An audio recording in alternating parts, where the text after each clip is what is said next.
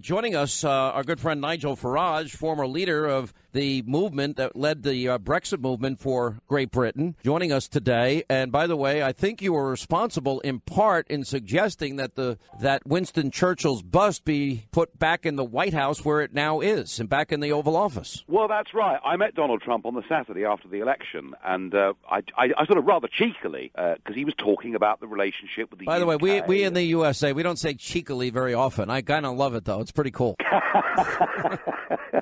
Very cheeky. Okay. Very cheeky of me. And I just said, look, we've just had a conversation about the relationship between our two great nations and all the amazing things we've achieved over the years. I said, if that bus went back in the Oval Office, it would be a great symbol. And for those of us that believe in liberty and freedom, it would strike a great blow. And I could scarcely believe that on day one, it was back. And I think that's very good news. It was such, we do need to reestablish that special relationship. I also like the idea of bilateral trade, which I think could help both the United States and Great Britain, but particularly Great Britain as it makes its exit from the European Union. I think that's going to be enormously helpful to have that special partnership, no? Oh, absolutely. And because what very few people realize is that for us, we're not as big as you guys, but we're still the fifth biggest economy in the world. And we've been stuck inside this outdated concept of a customs union where we've actually been forbidden from making our own trade deals anywhere else in the world. And I think, getting on with a trade deal with the USA says to a lot of the German car manufacturers, a lot of the French wine producers, hey, unless we're careful, unless we're sensible, the United Kingdom will find markets all over the world. So for us, and particularly for us in the Brexit camp, this deal with Trump's administration really matters. I think it's very important to get your perspective. There has been a lot of fake news in the United States, especially over what the president has.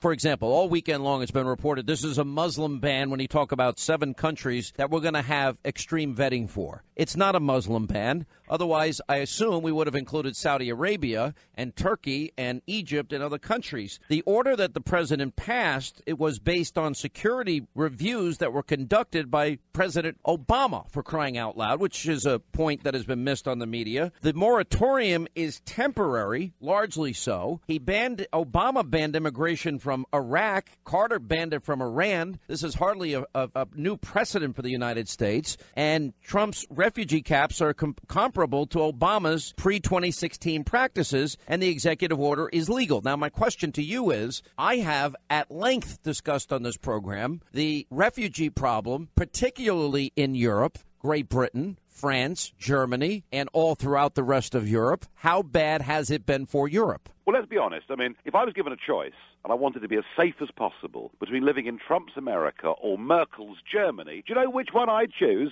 Well, I'll tell you why. Because what she did was to allow in 1 year over 1 million people to come into Germany without a single one of them being vetted. And what we are now seeing in France and Germany on a regular basis are people that came in posing as refugees, most of whom actually were economic migrants, causing not just crime, but terrorist acts as well. What Germany did was literally mad, and I think Donald Trump has seen that and said, right, we are not going to make the same mistake. And I agree with all that you said, that frankly, the 5 most populous Muslim countries in the world were not included in this ban. Anyway, it's not a ban, is it? No, it's not. Well, if it was a religious ban, it would have included all Muslim countries, and that's a point that I think needs to be emphasized.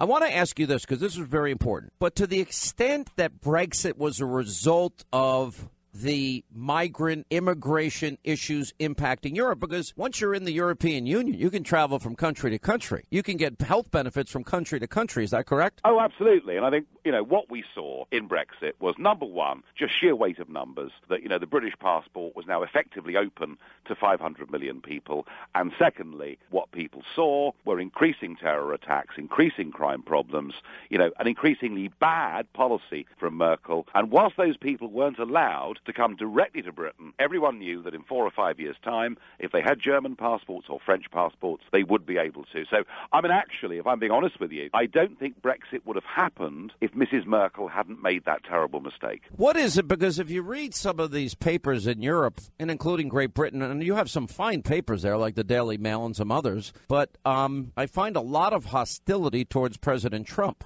Is that real with people, or is that just a press thing like it is here? Well, it's the press, and frankly, it's almost all our politicians. And Sean, let me tell you that yesterday and today, I've been, I think, the only elected British politician, and I'm still an MEP. I've been the only one going on media saying, hey, hang on a second, think about this. This man was elected on a ticket that said he would do these things to make America safer. So at the moment, there simply aren't enough pro-Trump voices. But I think what you'll see is amongst the people, increasingly, they're going to respect a man who does what he said he was going to do. And my sense is that much of the political and media class, both in America and Britain, since Trump got elected, are actually moving further and further away from common sense opinion. You know, I got to be honest, to me, even Hillary Clinton and WikiLeaks admitted that we can't possibly vet people the way we would need to. So my take on all of this, and I'm watching all these Hollywood stars and watching, you know, Chuck Schumer cry his little eyeballs out in his Oscar-winning performance.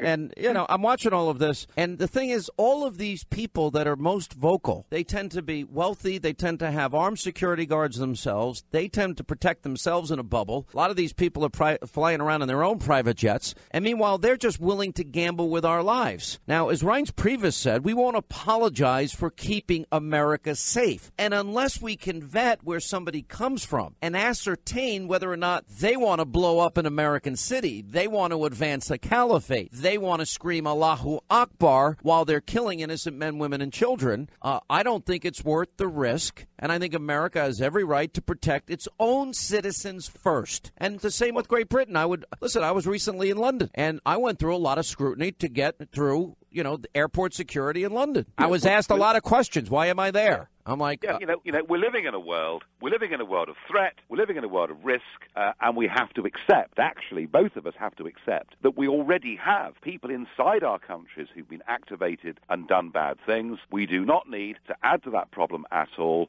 I believe in 90 days that Trump's administration will have come up with a proper vetting plan to make sure that the people that come into America are going to be good and constructive for society. And I will be urging that we on this side of the pond do the same thing too. What is the latest with Brexit? I know you've been battling in the courts. What's the update? The update is that it's coming into the House of Commons for a vote next week. I don't really anticipate much of a problem. There'll be some that try and stop and frustrate the process, but I think what they know is the country at large is resolute about this, and if too many MPs try to derail the Brexit process, they will lose their political careers. And I think for that...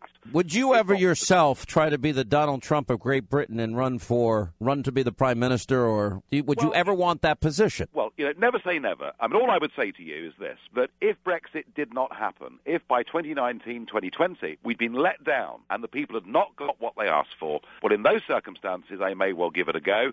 But for the moment, I may well have been the instigator of this great leap towards freedom. But for the moment, I have to give Prime Minister May the benefit of the doubt. Let's see what she does. You know, I am, as somebody that followed Ronald Reagan and Margaret Thatcher's relationship very closely, and as somebody that is a huge admirer of Winston Churchill, especially during the bombing of Britain, and he's out every day and night shaking hands with the people that are under fire, I'm just glad to see a rehabilitation, if you will, in this relationship. Just like when I interviewed Donald Trump last week, I said, will you begin the process of repairing the relationship with Israel? You know what he said? He goes, I bet he said yes. He said, no, it's already done.